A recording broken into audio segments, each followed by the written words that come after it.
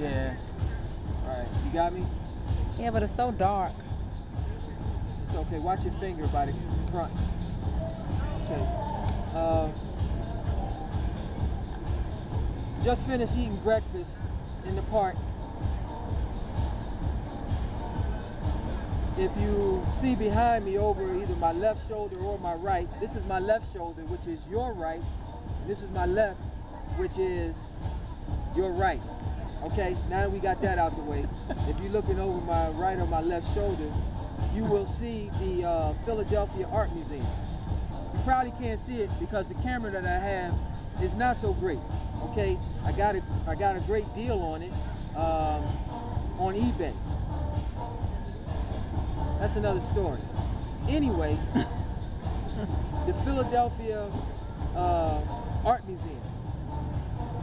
We're going to go up there in a moment, but this particular museum was made famous by the movie Rocky 1, where he's actually running up the steps and, you know, all of that. If you saw the movie or didn't see the movie, that made the steps of the art museum famous. So the statue for a while was actually placed on the steps right there at the top of it. We're going to go there in a minute, so I'll show you all that and I'll tell you more. But it's very interesting that a world-renowned statue such as the Rocky statue for a fictitious boxer is set up. They used to have it outside the Spectrum where the Philadelphia Flyers, the Philadelphia 76ers, so on and so forth play. This was Sylvester Stallone's character, Rocky Balboa. Now, Joe Frazier's gym right now is in disrepair. I think if we go up there right now, that is actually a furniture store. It should be a historical landmark. However, there's no statue of Joe Frazier, who was a real boxer, a real champion. But okay, you do the math. Anyway, the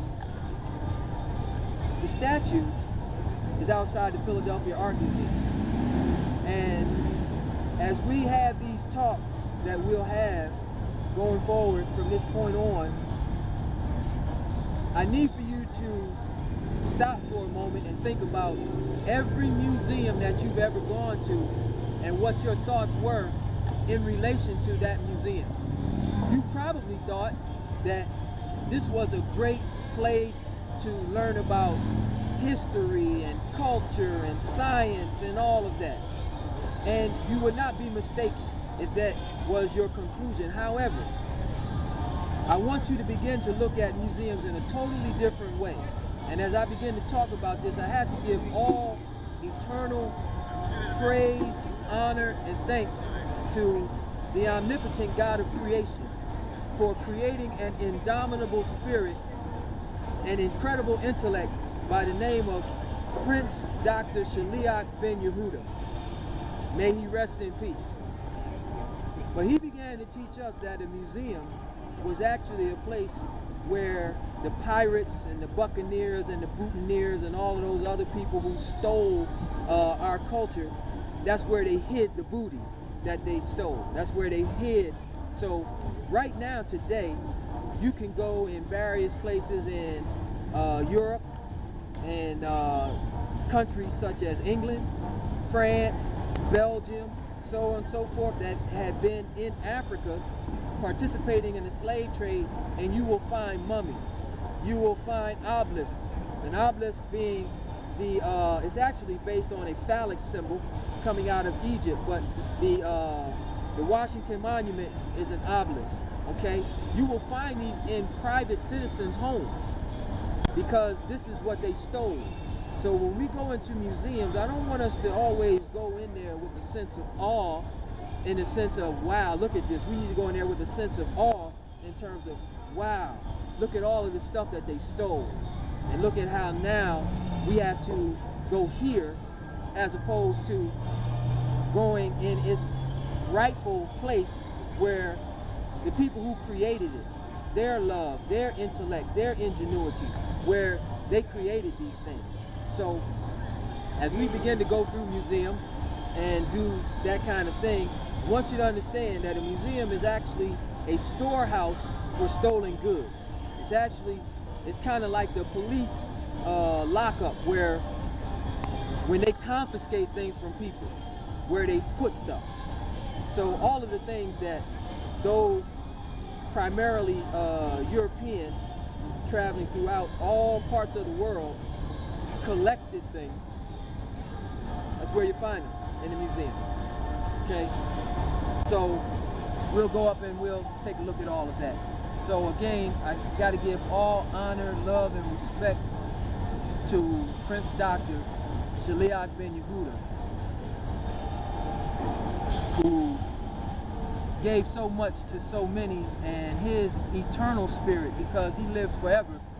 There are men and women who are walking this planet right now today who the teachings of Prince Dr. Shaleahk ben Yehuda continue to enrich and edify their lives.